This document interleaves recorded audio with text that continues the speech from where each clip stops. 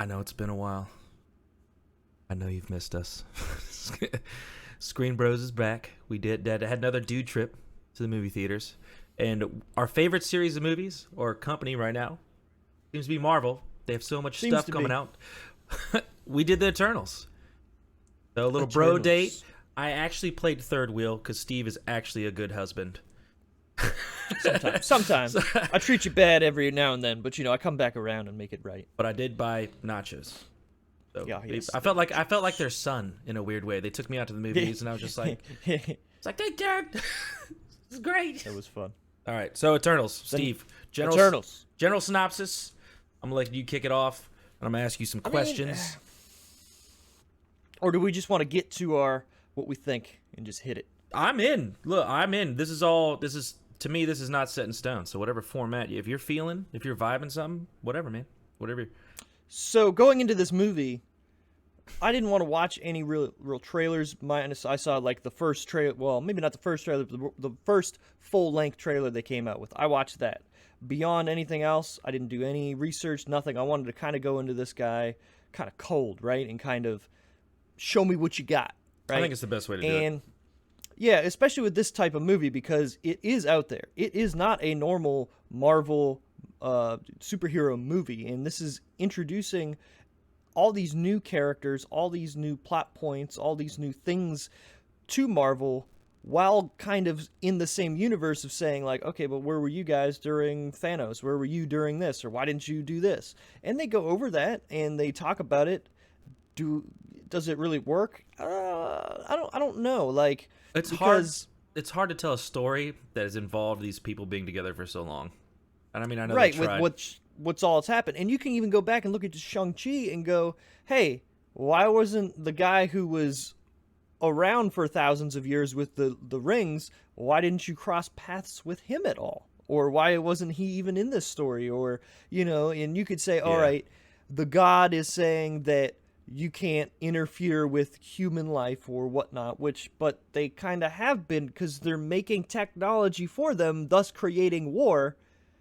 Yeah, so he's advancing. If You're so talking facto, about Druig, right? They're actually interfering with human life when they're saying, oh, no, we don't do that. So, that kind of fell flat for me a little bit the more I thought about it.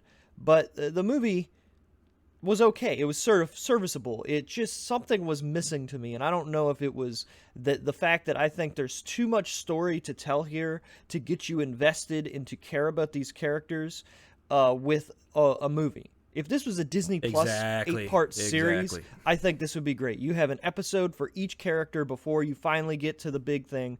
Because there's fucking 7 characters or whatever that are main characters in this movie for the most part. You could say that Cersei and Ikaris are the main characters, but I don't know. It just felt really crammed together, and I feel for the director trying to make it happen and make it work. And for the most part, it really does. The end, I don't even know what to say with the end, because it's one of those things like, hey, there's this giant thing coming out of the earth. How do we stop it? It felt like a setup. It feels like this movie was completely a setup. I mean, it's a cool thought and it's a cool idea to do what they're doing, but then what's the payoff? What's the goal? How do you get it to stop? I'm just going to touch it, and it's going to freeze, basically.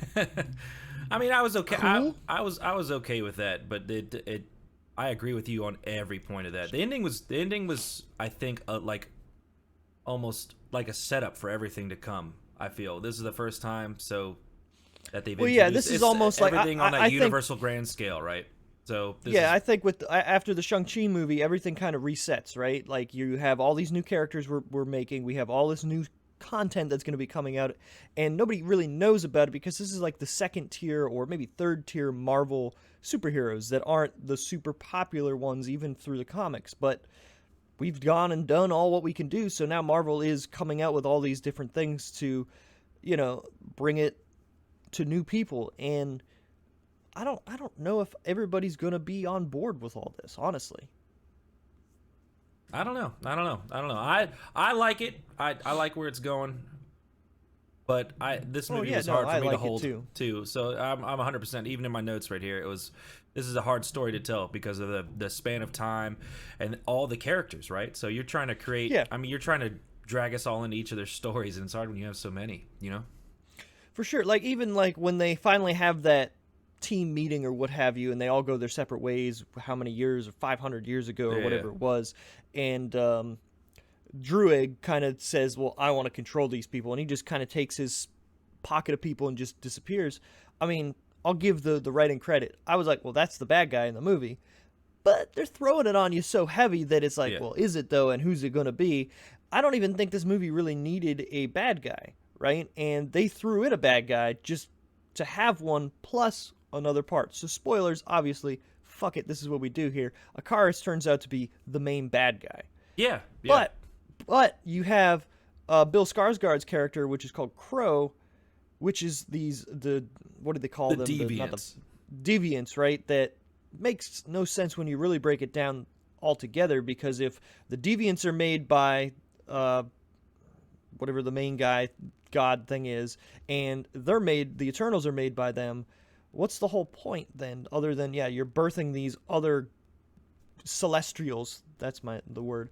Out of the planets, right? I get you, but why do you need to have deviants on the planet to kill things, to wipe out predators, for Eternals to come in to defend them and kill them, to then advance humans? Why not just have the Eternals come down and kill those predators? I don't think they expanded on that enough. The whole yin and yang factor with the deviants. That's what I'm saying. It just, the more you think about it after the big reveal of everything's sent by the same guy, it just breaks down and doesn't make any sense. Yeah.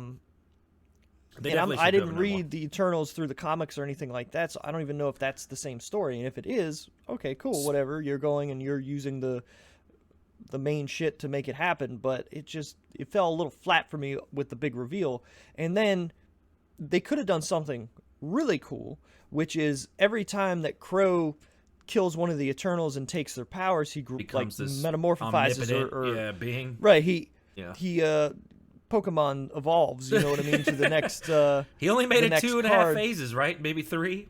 2.5. Right, and for him to know English right away, it's a movie, okay, whatever. But still, all right, he's absorbing their. Never mind. I take it back. If he absorbs people, maybe he absorbs their mind and whatnot. Well, he absorbs their mind and their thoughts. Clearly, he had conscious memories because he was during that fight scene between him and Athena. Yeah. He was diving into the past. You're right. So Madong Siak's character. Madong Siak. Great name. Such a cool name. My God, great name. Anyway, so you have this character who's evolving and who is trying to figure out what his purpose is, and he does figure it out and says, like, yo, we're just the same thing. Why, at the end, do you have him in a stupid fight scene with Athena, and she just kills him like nothing? Why wouldn't he be like, hey, look, I want to survive too. I understand what's happening. Let's team up and fight Akaris and do what we can do. Like, that would have been so much better and so, how would I say, thoughtful and, just... I think it was I think they missed. They missed out on that. I think they missed out. They definitely did. Like, on that whole character development. I mean, it's like there wasn't even really a lot of development. There was like he had one moment where he felt it seemed like he was a conscious entity when he made that decision, right? That you guys are the actual evil ones. And I was like, okay, I like where this is going. This is pretty dope. Feels a little different. But then they just shot him down, like you said. It just nixed him. Maybe 5 lines in. Reason. Like that guy had maybe 5 lines, four lines maybe before they take his whole story out of the movie. At that point, does the movie get better or worse? Neither. It's like it didn't even have to be there. It didn't, and to me, you're adding runtime or you're adding stuff that you could have had other things, that you could write about or do with his screen time. That it didn't need to be there. He could have just been another whatever getting killed randomly. Yeah. Okay. Yeah. Super weird, man. Super weird. Unnecessary. What other points you got on this? What about good stuff? You have any good stuff that you like?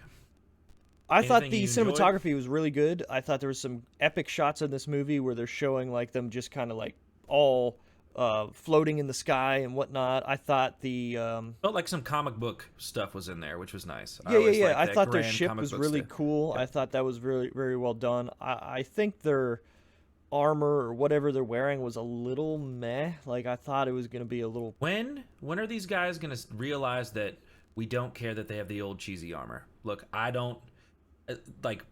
You dress Wolverine has the most ridiculous suit. Put it on him. That's where my brain just went. You know, you bring a new X-Men in, I want that stupid put yellow it and on blue him. fucking No suit. one's gonna I want care. it. I'm sure production looks at this or they look at it like, oh, that's not gonna sell. I will look. I don't care if the actor's terrible. I don't care. I'm gonna be there to see what I remember. You know, that'd be dope. That'd be so cool. Spider-Man's the only one I think that's done a great job. Right, all the different suits. That's the only one. And even then, there's some little. Well, yeah, but mild edits, even with but- Spider-Man, if you look at the first Spider-Man movie, yeah. the colors are toned down and Yeah. they're made into like a kind of, how would I say, shiny-esque version of it, right? It's Yeah. not, even now, the colors aren't as bright as they should be. Like looking at the 94 cartoon, he's bright and out there. Yeah, well, Not Spider-Man now. has all the different suits, right? That's been a, like even like with the video games and stuff Yeah. like that. That's always been a big thing. All the different suits, all the different iterations of Spider-Man. Yeah. That's the only reason I bring that up. So That makes sense, yeah.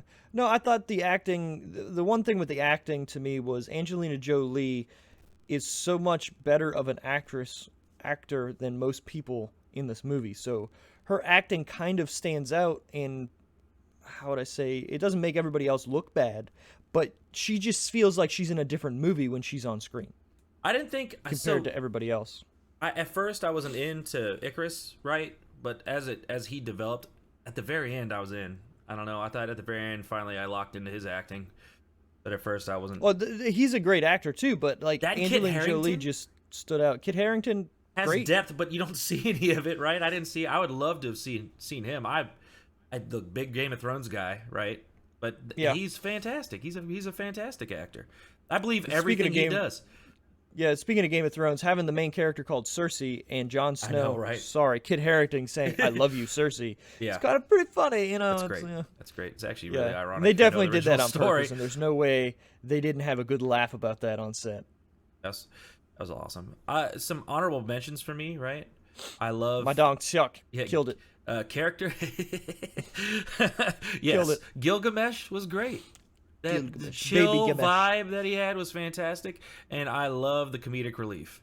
The the Harish Patel. I Yeah. I apologize What was if his I name? butcher if I butcher these, but Kingo. Oh, you're saying His Curran, assistant. his His assistant. assistant, Yeah. great. Is I loved it. really good. There's some parts in that where he's pulling out the different cameras after they're breaking. That was good. I loved it, man. Or when he finally kills that thing, he's like, "Did you get that?" "Yes, sir, I got that." That was good. Yeah, it's perfect. It's That was perfect. good. And then yeah, even Kamai named I'm not gonna say this name. Kamai Anand-Giani, who plays Kingo, was great. He was the part of the movie where it was starting to sag for me until they go back to him being in the Bollywood era movie star. That I was like, oh my god, yes, and that brought me back into the movie. And then getting on his like private plane and everything, that was hilarious. Every part of him was great. I've always been an avid believer, right? In you can never go too serious. Like I personally, and I know this is more of a personal thing, but if a movie is too serious for too long, I just feel like I get anxiety or something. Yeah, But like the those movie comedic feels really breakdowns, heavy for you. Yeah, and you it's gotta too heavy appreciate to the kind good, of keep right? going. You gotta appreciate Yeah, the bad yeah. with the good. So it's nice that part kicked in too, and that was definitely where it brought me back, 100%. Oh yeah, it was good. And you're right. Marvel always has that. Every movie's got to have some comedy in it, and They have. I'm about it, but you can't go too far with it. This one was just enough. I feel like they have their ways, right? They have their way they make their movies. This one, Oh yeah, yeah. I don't think abided by verbatim, but it definitely had aspects in it. I know we just did Shang-Chi, and that movie was glorious, right?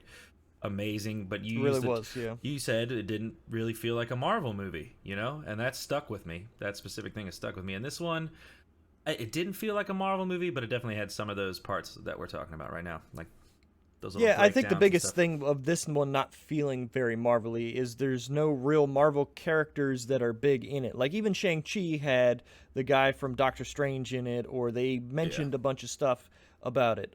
Yeah, they kind of mentioned stuff about the Avengers in this, like, well, I could lead the Avengers, you know, blah, blah, but I think I don't know, it we've just come didn't accustomed feel- to yeah. Marvel being the Avengers, you know? That's what we've come accustomed to because that was their focus for so long.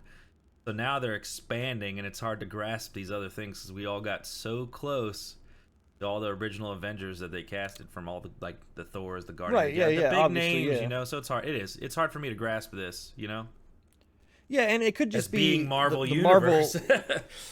Right, but it could be the Marvel fatigue thing at this point, right? It could Where be. every 6 months there's a Marvel movie, and if you don't watch it, Did you you're coin that? missing out, and you whatever. I just did apparently. I like that. The Marvel fatigue. That's it. You should coin that. That should be in the title I mean, somewhere. it's a true thing though, right? Because No, that's great. I think it's genius.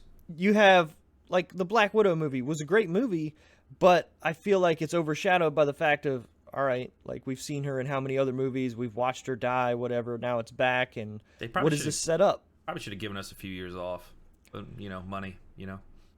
Well, I mean, that movie was actually supposed to come out like a year before it, right? But because of Yeah. COVID and all that, it kind of messed all the releases up. And I could say, I think the Eternals was supposed to come out a little sooner too. Same with Was it? Shang-Chi, but I'm saying like after these phases, give me some time to relax, Marvel. Give me some time to yeah. chill and think it out.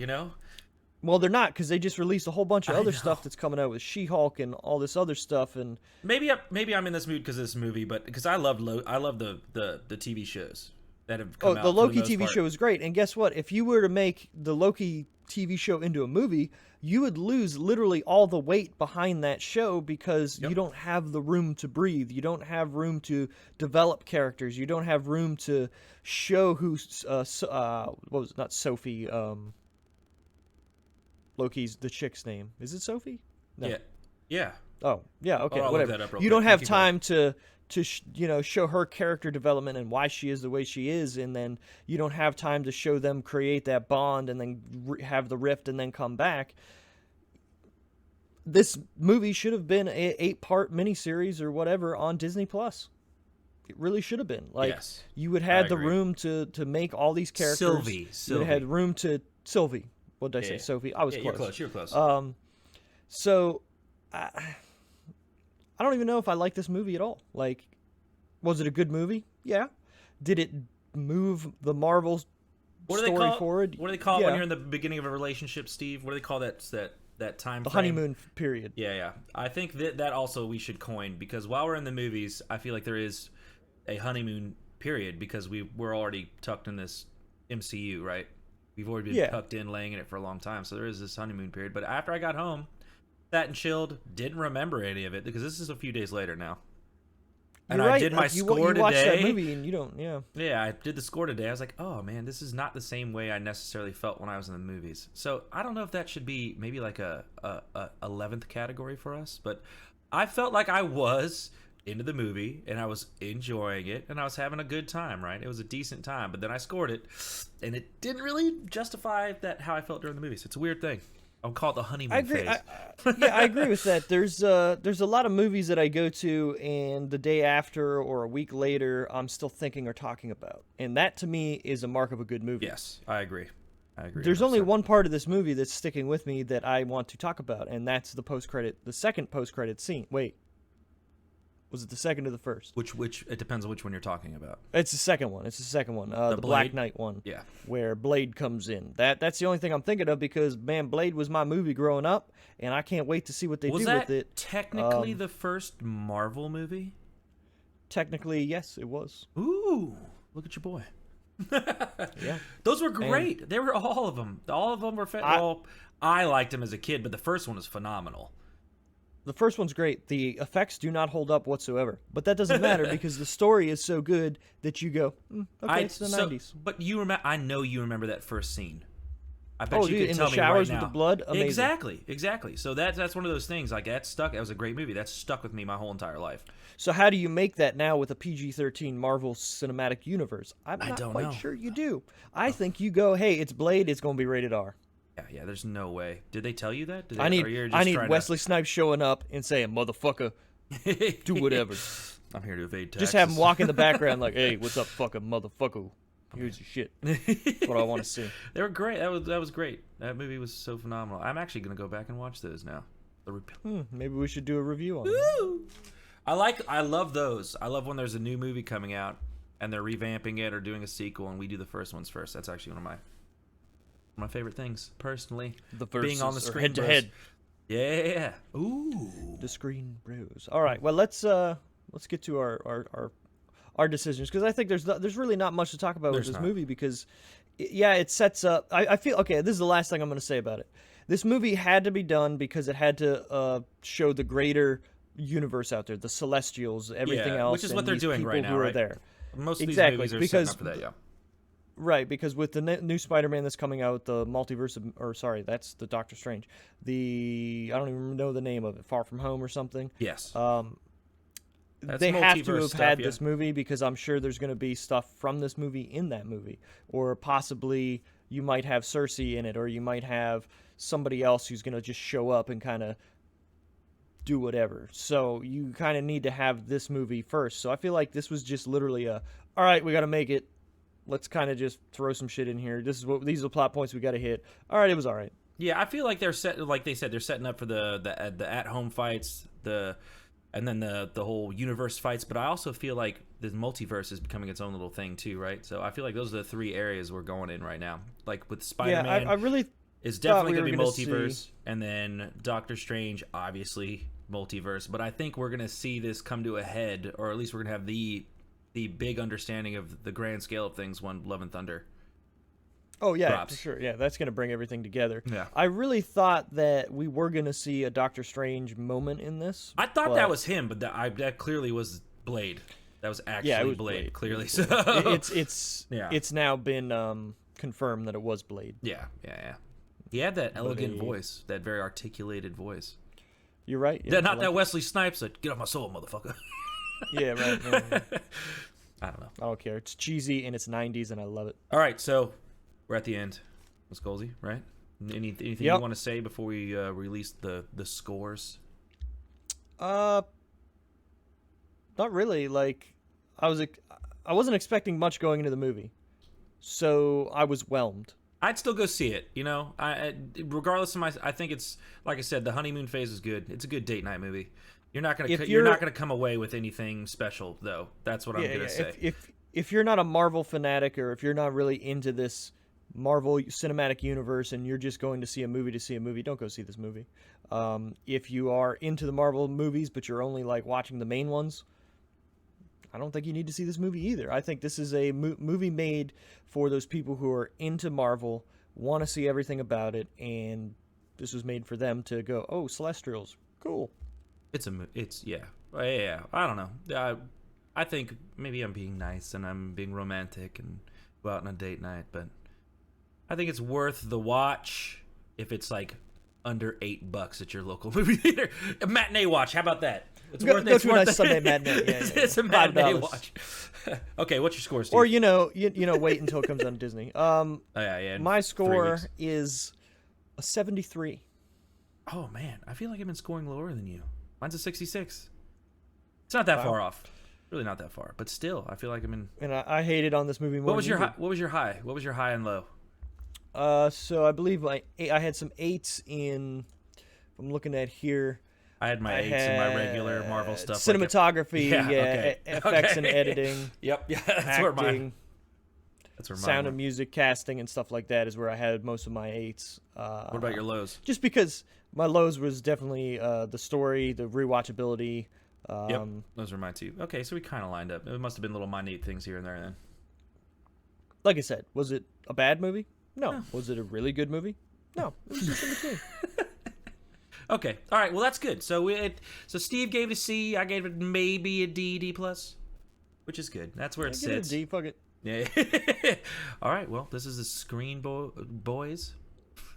The Screen Bros. Can we cut that out? Do I just keep going? Well, I'll cut it out.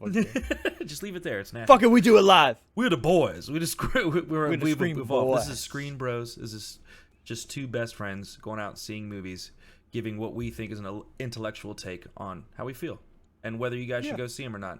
And we always encourage that. I know this is still new. This is still a growing channel, but we encourage comments. And if you do enjoy listening to our beautiful voices, there's a little like button. There's also subscribe if you want to get notified when things are going to release. Please subscribe. Think the next movie we're going to do. What do you think the next movie we're going to do is, Steve? Probably Spider-Man. You think Spider-Man? Okay, so Spider-Man. So stay tuned. Probably Spider-Man. This is Bros. We're signing off. We Screen love boys and bros. boys. I'm the boy. Steve's the man. So it's just I'm the man. he's the man. That's a deep. Don't. His voice doesn't really sound like it. It's really high and squeaky. It's not actually. that deep. It's really, really high. This is Screen Bros signing off. We love you. Goodbye. Good night. Good morning. Wherever you're at. Yeah, thanks for watching.